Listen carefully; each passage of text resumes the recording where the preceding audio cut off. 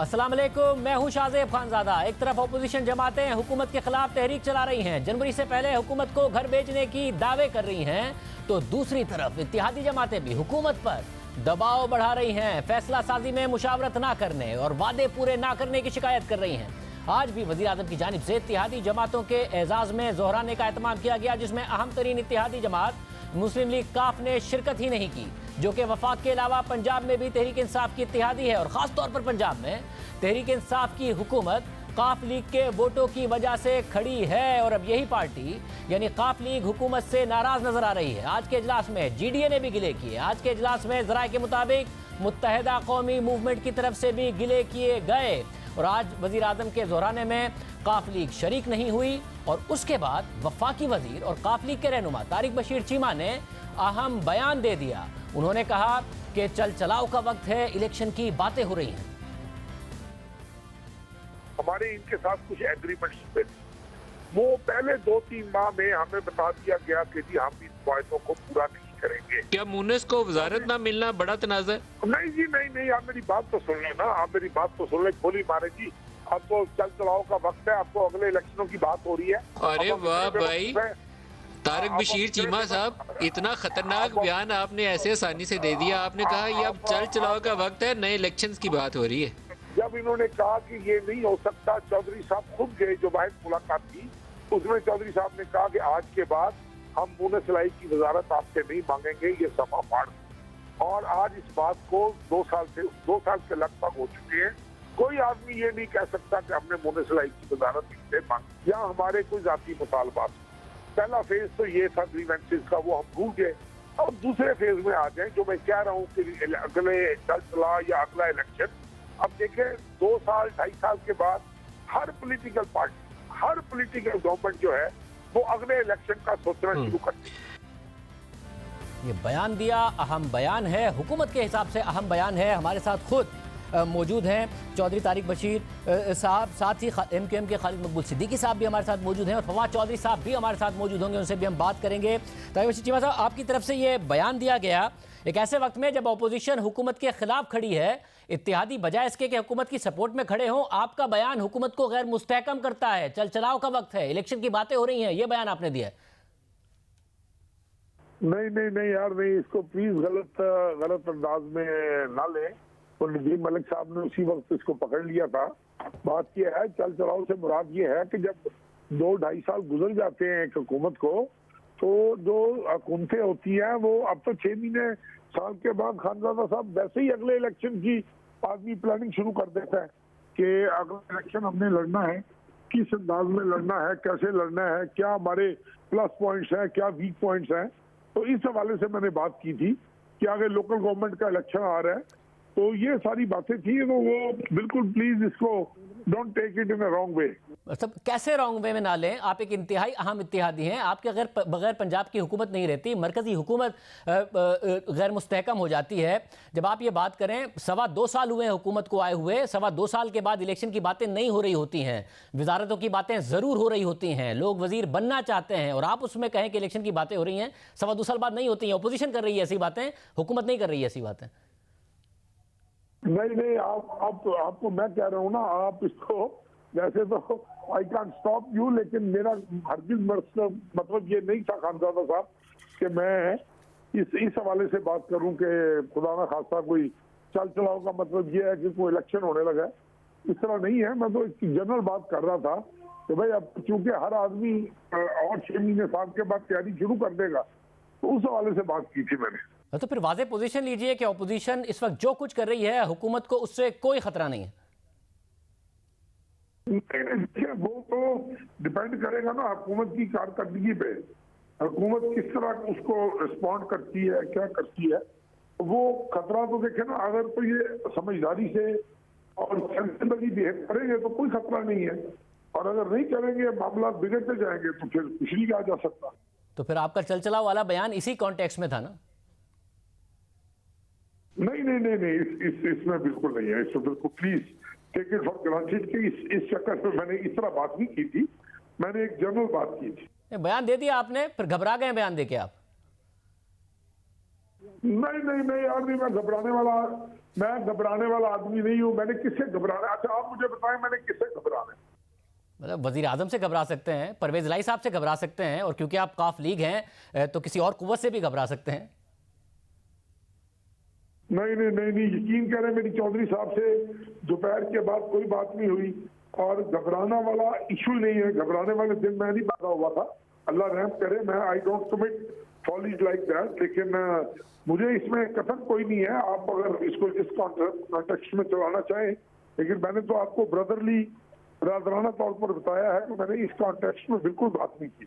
तो फिर हुकूमत कैसे डील करे इस ओपोजिशन के साथ कि हुकूमत सरवाइव करे, क्योंकि आप फिर भी इफ्स एंड बट्स लगा रहे हैं कि हुकूमत सरवाइव करेगी या नहीं करेगी इस ओपोजिशन के नतीजे में, और डील कैसे करेगी सारे मामले में?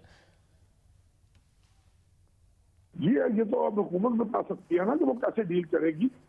मैंने तो पहले आपसे कहा कि हम तो ना किसी मुशावरत में है ना किसी इत्मीनान में है।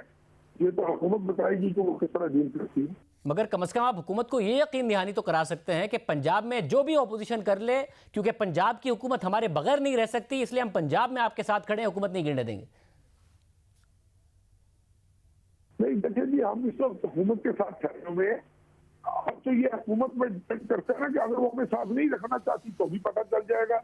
अगर वो सेंसिबली बिहेव करना चाहते हैं और इन चीजों को सीरियसली लेना चाह रहे हैं तो फिर भी अंदाजा हो जाएगा हमें।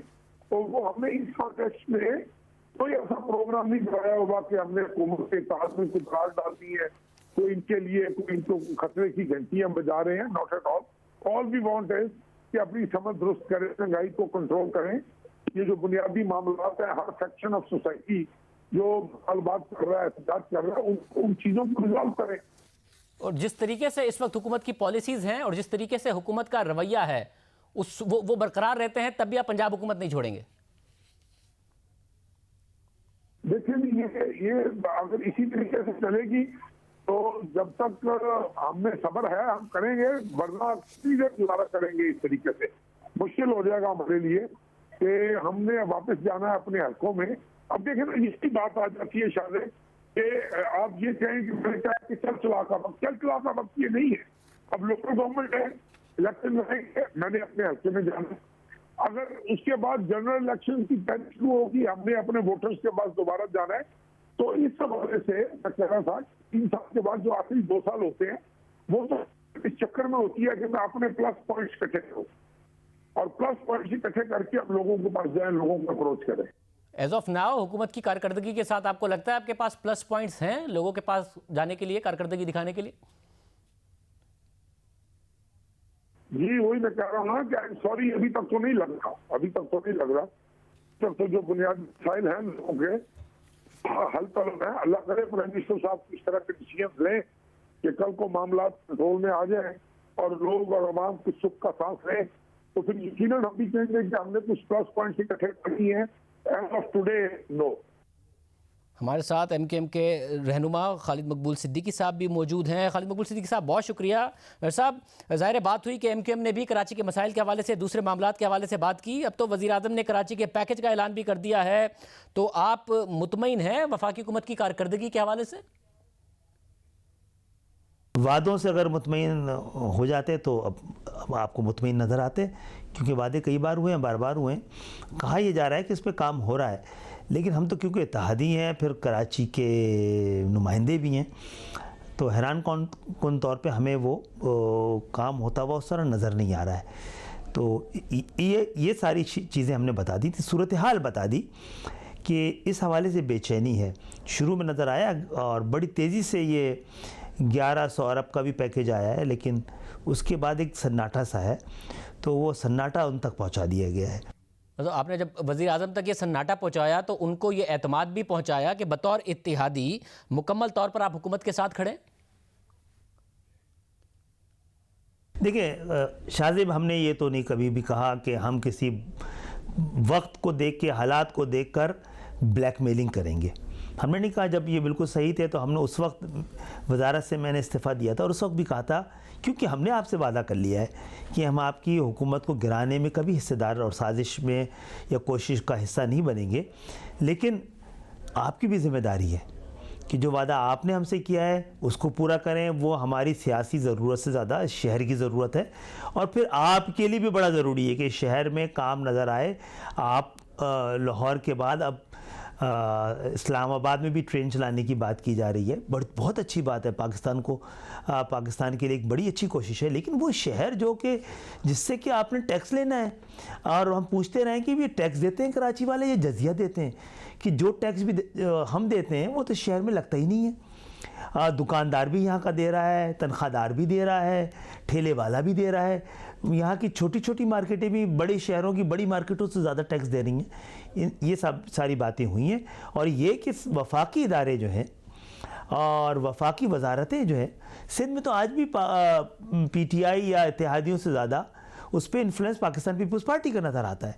तो कैसे बात बनेगी इस पर? तो आपने कहा कि आपने यकीन दहानी पहले ही कराई हुई है कि हुकूमत गिराने की किसी कोशिश का आप हिस्सा नहीं बनेंगे, मगर जो माहौल बन रहा है उसमें हुकूमत बचाने की कोशिश का हिस्सा तो आप बनेंगे ना?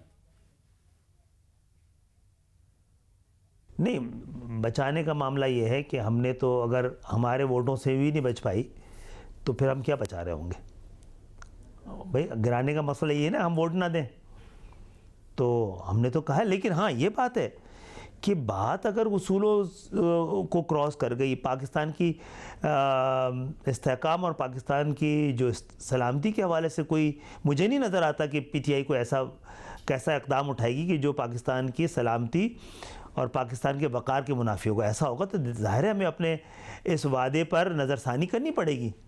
लेकिन मुझे उम्मीद भी है, यकीन भी और दुआ भी है कि ऐसा ना हो। मतलब तहरीक इंसाफ की हुकूमत ये कह रही है कि जो अपोजिशन कर रही है वो पाकिस्तान के इस्तेहकाम के ख़िलाफ़ है। आप ये कह रहे हैं हुकूमत कोई ऐसा काम ना करे जिससे पाकिस्तान के इस्तेहकाम को नुकसान हो, तो जो हुकूमत का अपोजिशन के ख़िलाफ़ बयानिया है उससे इत्तफाक नहीं करते आप? नहीं, मेरा ख्याल है ये उनका बयानिया है। हमें मुझे नहीं लगता कि हमें इस सियासी इख्तलाफात में कोई इस तरह की लाइनें क्रॉस करनी चाहिए। और मैं समझता हूँ अपोजिशन की भी ज़िम्मेदारी है कि इस हवाले से एहतियात का दामन थाम के रखें, और ख़ुद बड़ी जो जमातें हैं अपोजिशन की, वो इस तरह के लबे लहजे का अगर कोई और इस्तेमाल करते थे तो हमेशा वो उसको मुल्क दुश्मनी से ताबीर करती थी। उन्हें ख़ुद भी एहतियात करनी चाहिए। मतलब यानी जो वोट की हद तक सपोर्ट है वो हुकूमत को आप करेंगे, मगर बतौर इत्तेहादी जो हुकूमत का बयानिया है, जो हुकूमत जिस तरफ खड़ी है उसको आप सपोर्ट नहीं करेंगे। पब्लिकली जाके आप हुकूमत के लिए सपोर्ट का ऐलान उस तरीके से नहीं करेंगे जो अभी तक भी आप लोगों ने नहीं किया है। जी, वो देंगे जिन जिन चीज़ों पर PTI पाकिस्तान के इस्तेहकाम और उसके लिए जमहूरियत की मजबूती के लिए करेंगे, हम एक कदम उनसे आगे बढ़ के आप हमें पाएंगे। नहीं तो वज़ीर आज़म तो पाकिस्तान के इस्तेहकाम को अपने आप से जोड़ते हैं। वो तो कहते हैं जमहूरियत मैं हूँ, तो वो तो जमहूरियत को भी अपनी ज़ात से जोड़ते हैं, तो फिर आप उनके साथ खड़े हैं ना? नहीं, मैं आपसे ये कह रहा हूँ ना कि कोई ऐसे इक़दामात जो पाकिस्तान की सलामती, पाकिस्तान में जमहूरियत की मजबूती, पाकिस्तान के मईशत के हवाले से इक़दामात उठाएगी तो बबांग दहल उसकी हिमायत करेंगे। उसके लिए रोड पे निकलना होगा, इसकी हिमायत में रोड पे भी निकलेंगे। लेकिन अगर आपका बयानिया हमारे बयानिए से कहीं थोड़ा सा फ़र्क पड़ता है तो हम अपने अंदाज में बात कर रहे हैं। मैंने आपसे बात की ना अपोजिशन के हवाले से कि उनको एहतियात करनी चाहिए अपने बहुत सारे मामलात में, बहुत सारे बयानात में, और ये भी देखना चाहिए कि उस तरह के बयानात कहीं और से आते थे कभी भी तो उस पर वो एतराज़ात ही नहीं करते रहे, उसको बड़े हद तक उसको मुल्क दुश्मनी से ताबीर करते रहे।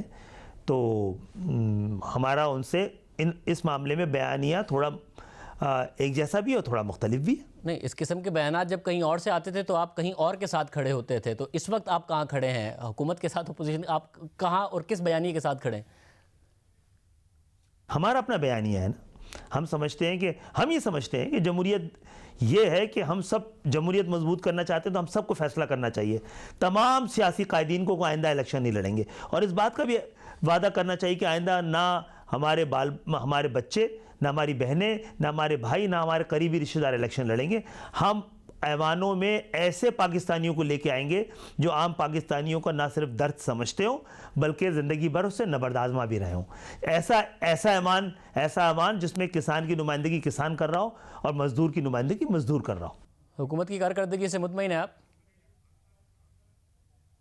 देखिए, कुछ अशारिये तो ऐसे हैं कि जो उसमें हौसला अफजा है, लेकिन हुकूमत को इससे ज़्यादा वाले नताइज देने की कोशिश करनी चाहिए थी। महंगाई पर बतौर इत्तेहादी तहफ़्फ़ुज़ात हैं आपके और आज वज़ीर आज़म तक पहुँचाया आपने? ये बात हमने की है, हमने ये बात की देखें कि इसके लिए ज़्यादा बेहतर इक़दाम करने चाहिए, वरना एक इत्तेहादी के ऐसे से हमें भी जवाब देना पड़ता है ऐसे इक़दाम से जो नताइज नहीं दे पा रहे हैं। महंगाई बिल्कुल है और बहुत गरीबों की कमर तोड़ने जैसी है। बहुत शुक्रिया खालिद मकबूल सिद्दीकी साहब का मौक़िफ़ आपने सुना। हम ब्रेक लेंगे, ब्रेक के बाद हमारे साथ फवाद चौधरी साहब मौजूद होंगे, उनसे पूछेंगे कि हुकूमत इस सारे के सारे मामले को कैसे डील करेगी। एक ब्रेक के बाद।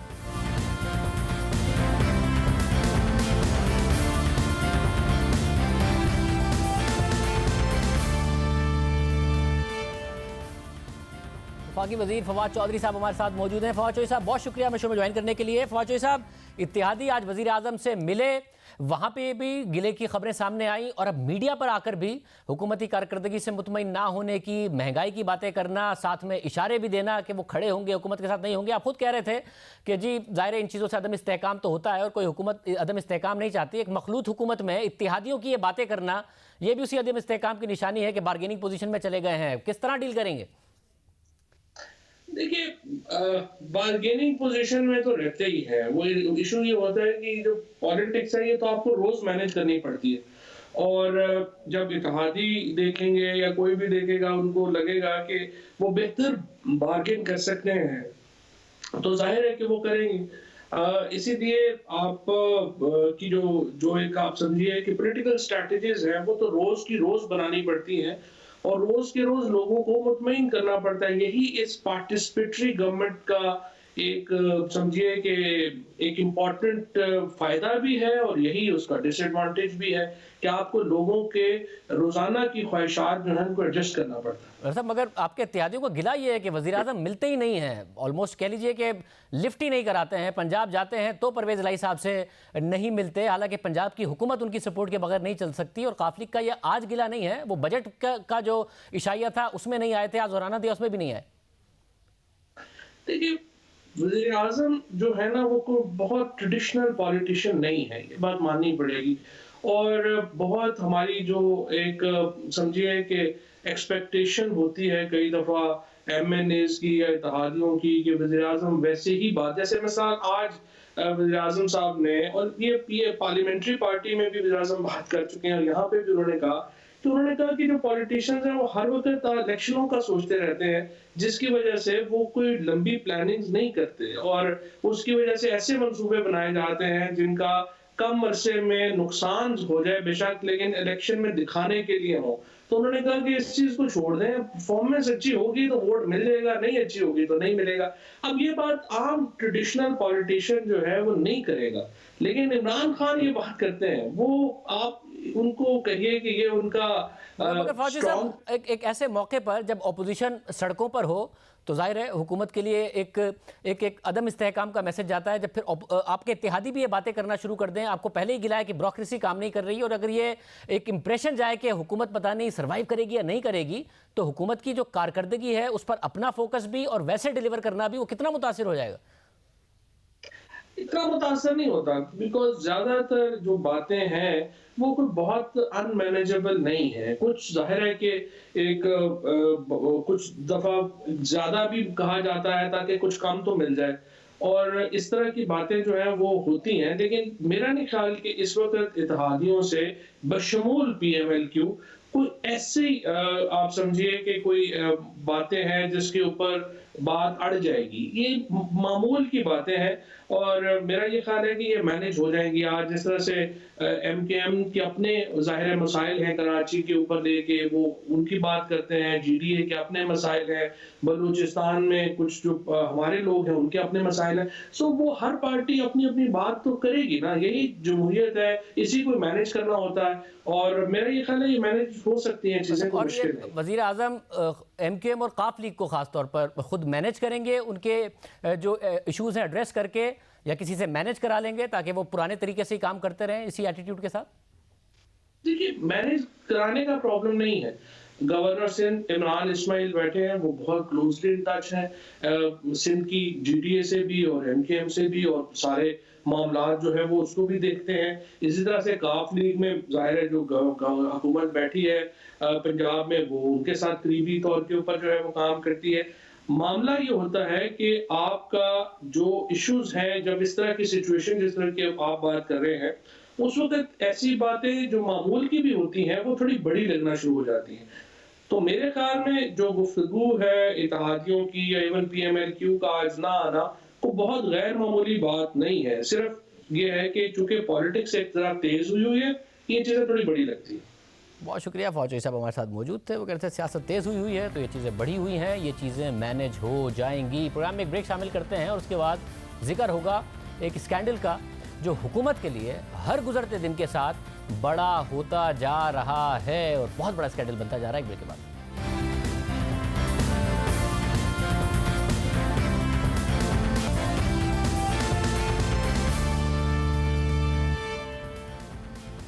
चीनी और आटे की कीमतों में कमी नहीं आ रही, दरामद शुरू हो गई है मगर कीमतों पर फर्क नहीं पड़ा। अब इत्तेहादी भी सवाल उठा रहे हैं और बहरान की एक सूरत हाल अब तक बरकरार है। अब हुकूमत ने जो बैरून मुल्क से गंदम मंगवाई है उसमें भी हुकूमत के लिए एक बड़ा स्कैंडल बन रहा है और सवाल उठ रहा है कि किसने वजीर आजम के अहकामात पर अमल नहीं किया और वो कौन हैं जिन्होंने वजीर आजम को गलत मालूमात देकर मुल्क को अरबों रुपए का नुकसान पहुंचाया, अवाम को 404 अरब से जायद का नुकसान पहुंचाया और माफियाओं को फायदा पहुंचाया।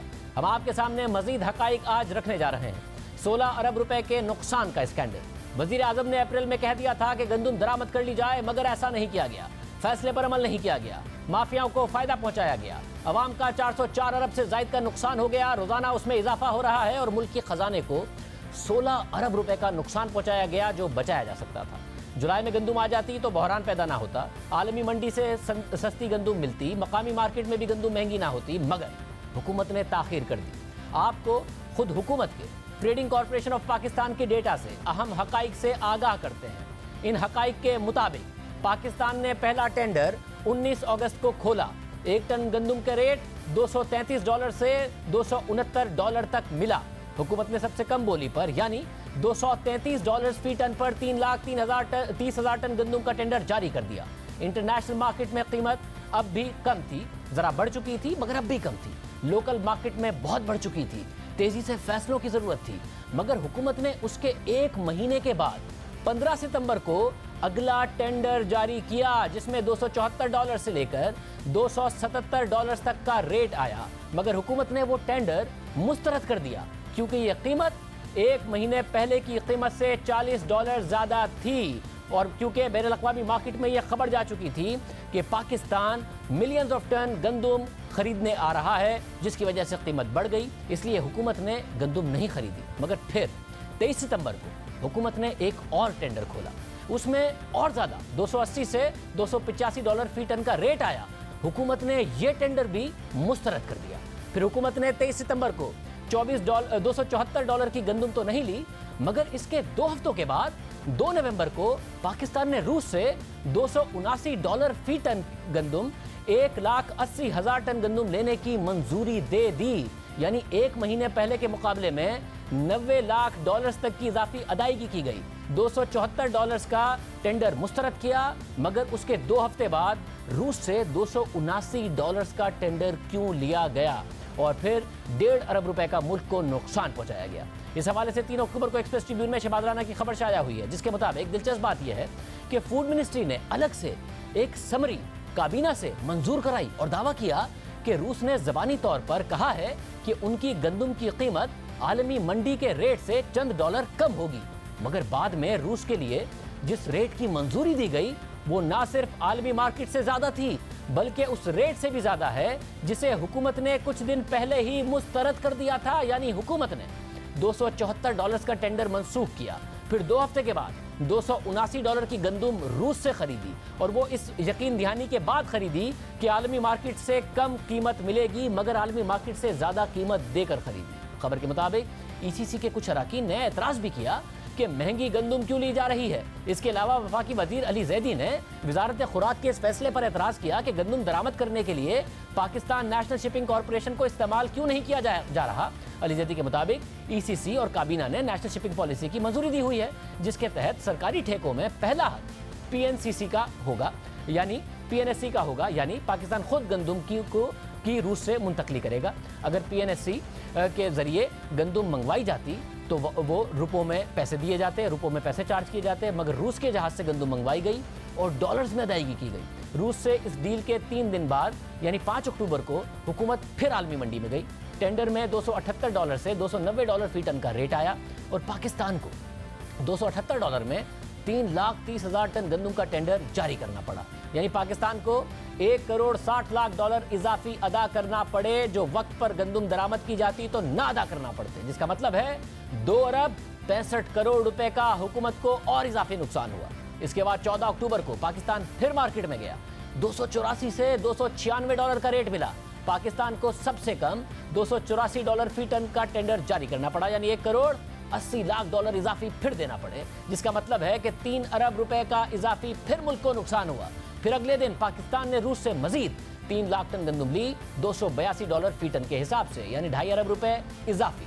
इसके बाद हुकूमत ने एक बार फिर रूस से 3,30,000 टन गंदुम ली $292 फी टन के हिसाब से, जिसका मतलब है 3.25 अरब रुपए का मजीद नुकसान। इसके बाद हुकूमत एक बार फिर से मार्केट में गई। 3 नवंबर को 3,30,000 टन गंदुम का टेंडर खोला, जिसका रेट $286 फी टन आया, यानी जिस रेट पर हुकूमत ने रूस से गंदुम ली उससे $6 कम आया और हुकूमत ने इसी रेट की मंजूरी दे दी। यानी हुकूमत को इजाफी $1,90,00,000 2 माह पहले के मुकाबले में अदा करना पड़ा है, जिसका मतलब है कि हुकूमत को तकरीबन 3 अरब रुपए से ज़्यादा का और नुकसान हुआ।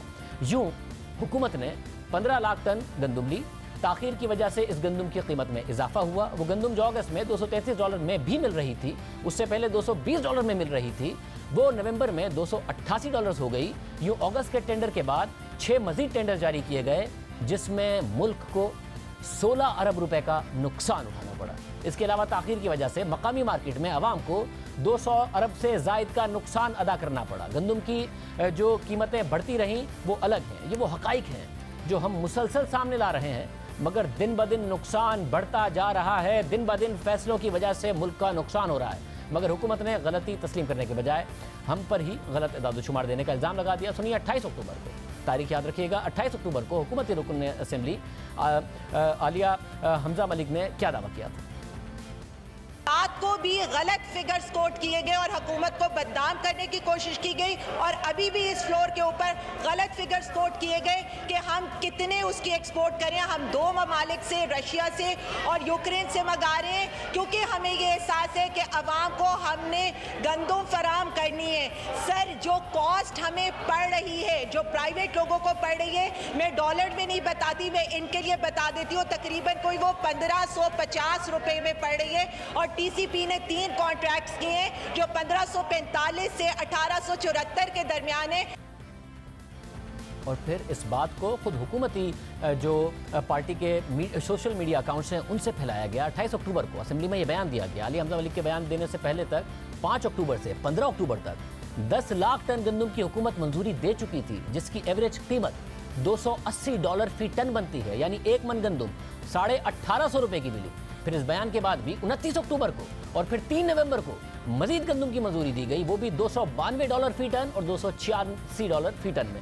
सिर्फ अगस्त में एक टेंडर 3,30,000 टन का $233 में रहा और उसके बाद 15 लाख टन गंदुम $280 की औसत कीमत पर हुकूमत ले चुकी है। फैसलों में ताखीर से मुल्की खजाने का 16 अरब रुपए का नुकसान हो चुका है। ये वो कीमत है जो ताखीर में फैसलों की वजह से अदा करना पड़ रही है। हालांकि वजीर आजम ने अप्रैल में कह दिया था कि गंदुम दरामद कर ली जाए। इदाद-ओ-शुमार भी यही बताते हैं कि गंदुम की पैदावार में कमी का अप्रैल में पता चल गया था, मगर हुआ क्या?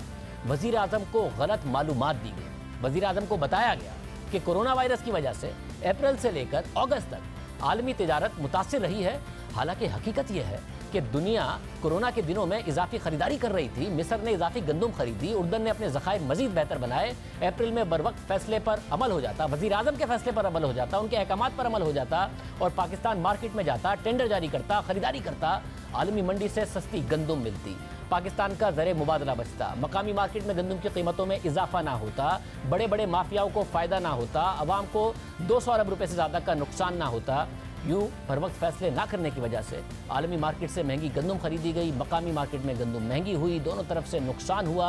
वज़ीर आज़म फैसले कर लेते हैं, वज़रा अमल नहीं करते, फिर वज़ीर आज़म को गलत मालूमात दी जाती है, असम्बली के अरकान को भी गलत मालूमात दी जाती है, फिर इल्ज़ाम मीडिया पर डाल दिया जाता है। मगर इस सब की कीमत अवाम अदा कर रहे हैं, मुल्क अदा कर रहा है इन्हें। और महंगी गंदम और चीनी इस वक्त खरीदनी पड़ रही है। हमने आज भी वज़ीर खुराक फ़खर इमाम साहब को बुलाया, वो नहीं आए। वज़ीर आज़म खुद उन्हें बुलाकर पूछें कि उन फैसलों पर और वज़ीर आज़म के फैसलों पर क्यों अमल नहीं किया गया, उन्हें क्यों गलत मालूमात दी गई, क्यों कहा गया कि कोरोना की वजह से गंदम दरामद नहीं हो सकती है, जब वो अप्रैल में कह चुके थे कि गंदम दरामद की जाए, उन्हें क्यों गलत इदाद-ओ-शुमार बताए गए। प्रोग्राम एक ब्रेक शामिल करें।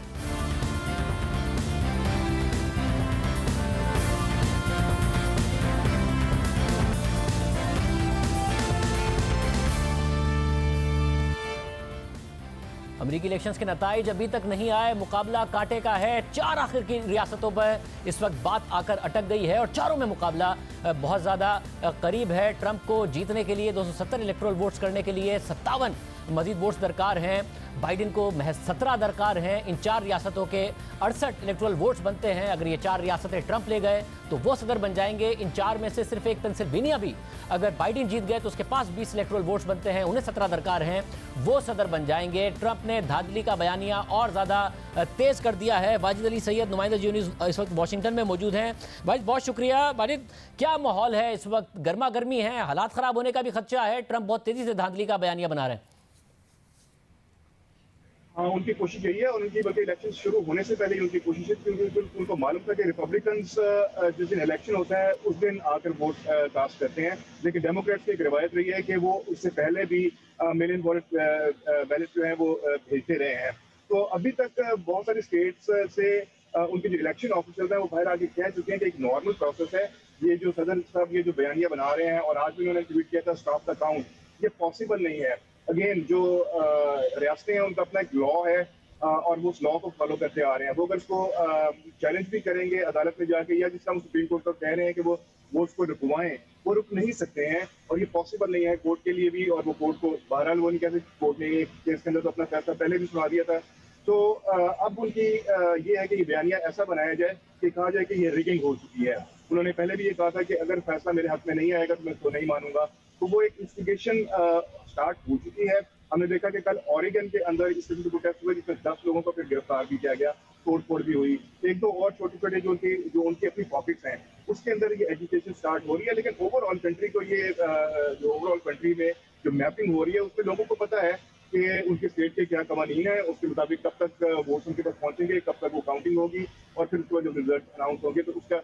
लेकिन बहरहाल अगर वो इसको इस बयानी को आगे चलाए रखते हैं तो ये खदशा जरूर है कि बहुत सारी जगहों के ऊपर रिजल्ट आने के बाद इस किस्म के वाकयात हो सकते हैं जिसके अंदर क्रैश नजर आए। बहुत शुक्रिया। प्रोग्राम के आखिर में जिक्र हो जाए, सहाफ़ी फ़खर दुरानी को हिरासत किए जाने के खिलाफ केस में इस्लामाबाद हाई कोर्ट ने वफाकी हुकूमत समेत फरीक़ैन से दोबारा जवाब तलब कर लिया है और रियासती इदारों को हिरासत करने से रोकने का हुक्म बरकरार रखा है। आज चीफ जस्टिस अतर मिनल्लाह ने सहाफ़ी फ़खर दुरानी को हिरासत किए जाने के खिलाफ दरख्वास्त पर समाअत की और दौरान समाअत सहाफ़ियों को डराने और धमकाने के हवाले से कई सवालात उठाए। चीफ जस्टिस ने अटॉर्नी जनरल से सवाल किया कि क्या वजह है कि तासुर बन चुका है कि रियासती इदारे इस मामले में मुलविस हैं, बार बार दरख्वास्तें आ रही हैं, सहाफ़ियों के पीछे क्यों पड़ गए हैं। चीफ जस्टिस ने रिमार्क्स दिए कि अगर तासुर भी हो कि सहाफ़ियों पर पाबंदियां हैं तो ये भी अच्छी बात नहीं है। सहाफ़ी का काम ही चीज़ों को सामने लाना है। क्यों सहाफ़ी को खौफ हो या ऐसा तासुर पाया जाए कि उनको डराया जाता है, ऐसी दरख्वास्तें हमारे सामने क्यों आ रही हैं? नहीं आनी चाहिए। जो सहाफ़ी मालूमात देते हैं उनसे मुताल्लिक़ खौफ का अंदेशा ही क्यों हो। चीफ जस्टिस अतर मिनल्लाह ने कहा कि रियासत को खुद सामने आना चाहिए और तासुर को ज़ाहिर करना चाहिए। मुबैना तौर पर पाकिस्तान इलेक्ट्रॉनिक क्राइम एक्ट का गलत इस्तेमाल हो रहा है। चीफ इस्लामाबाद हाई कोर्ट ने कहा डिप्टी अटॉर्नी जनरल रियासत की तरफ से अदालत को मुतमईन करे कि किसी सहाफ़ी को खबर देने और मालूमात फैलाने पर खौफ क्यों हो। इजाज़त दीजिए। अल्लाह।